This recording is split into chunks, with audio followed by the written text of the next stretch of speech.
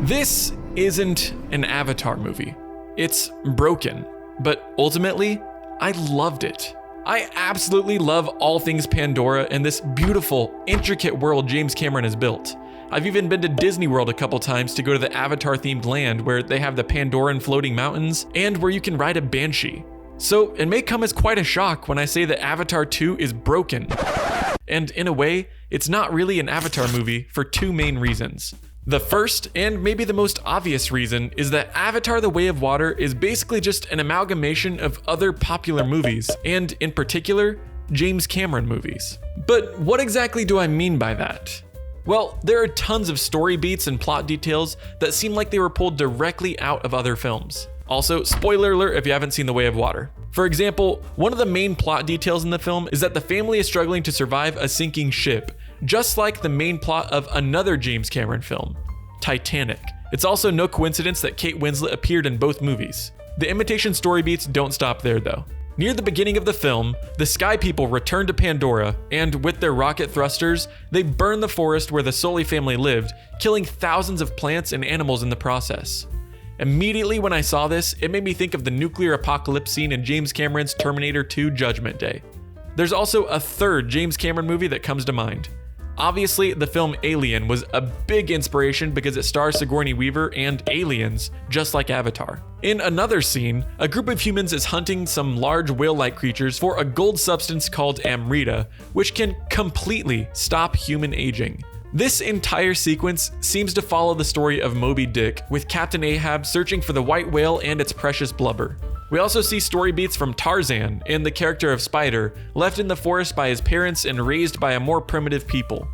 There's also a couple quick references to Star Wars, when a large fish is about to kill Loak and an even bigger one comes to the rescue, just like in Star Wars: The Phantom Menace. There's always a bigger fish. Another Star Wars reference comes at the end of the film, when Colonel Quaritch tells his son Spider to join him, stretching out his hand just like Darth Vader with Luke in The Empire Strikes Back. We also got what seemed to be a reference to both Die Hard and John Wick in the scene where Jake and Neytiri rescue their kids aboard the boat after their son Neteyam was killed. They were sneaking around silently killing off guards just like John McClane in Die Hard, and getting revenge for their son just like John Wick getting revenge for his dog. Lastly, at one point in the movie, Loak is literally swallowed by a whale, just like the story of Jonah.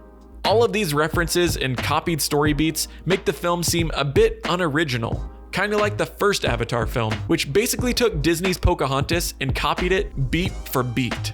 Quick breakdown. A ship carries a man to a strange place where miners are having issues with the indigenous people. The man explores the land and meets a local woman who trusts him after receiving a message from a magical tree. He learns the people's ways and falls in love with the woman, but he's sentenced to death for bringing in the outsiders, and is eventually saved by the woman and helps to defeat the outsiders before resolving their differences. I mean, come on. If you like what you're seeing, hit that subscribe button for more videos like this. Now, back to the video. The next reason The Way of Water isn't an Avatar movie is that it doesn't really center on actual avatars. Since the term avatar is in the title, you'd expect it to follow a human driver in an avatar body, but after the events of the first film, almost all of the human drivers are gone, and all of our main characters live their lives entirely in their own Na'vi bodies.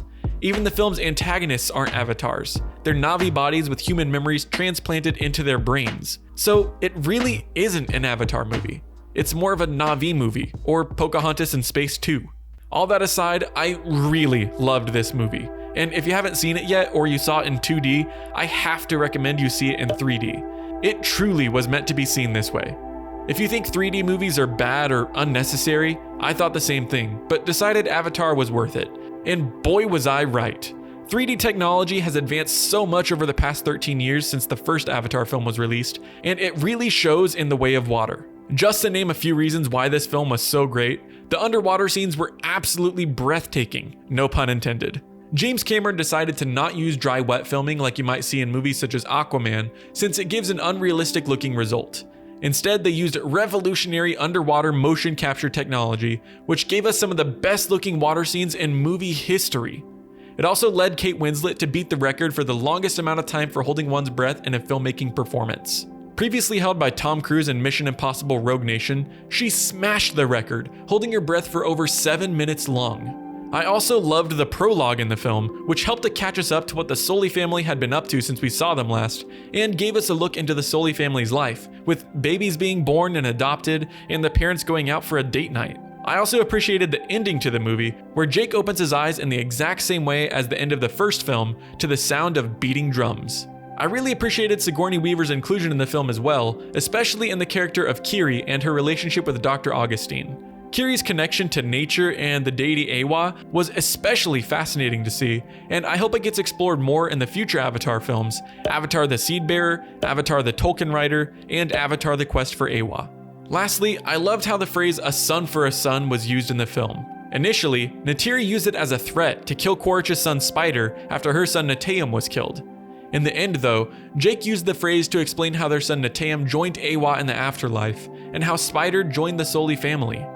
The only other slight issues I had with the film were how they seemingly just jumped into speaking English, when in the first movie, they spoke Na'vi for the film's entirety. Also, the story felt very similar to the original, as the family had to learn a new people's way of life, just like Jake learning the Omitikaya people's way of life. Also, in some cases, the battle scenes looked like they were from a video game rather than a movie. Next, the film was probably a bit too long, but I love long movies. In a quote from Empire magazine, James Cameron said, "I don't want anybody whining about length when they sit and binge watch television for 8 hours. I've watched my kids sit and do 5 one-hour episodes in a row. Here's the big social paradigm shift that has to happen. It's okay to get up and go pee." Lastly, the Sully family seems to be in almost the exact same position as they were at the beginning of the film, since Colonel Quaritch doesn't ever die. First, he was reincarnated in a Na'vi body, and then he was saved from drowning by his not-son's son.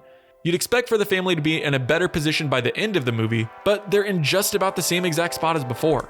Regardless of all of this and whether The Way of Water is an Avatar movie, I absolutely loved it and highly recommend to anyone who hasn't seen it.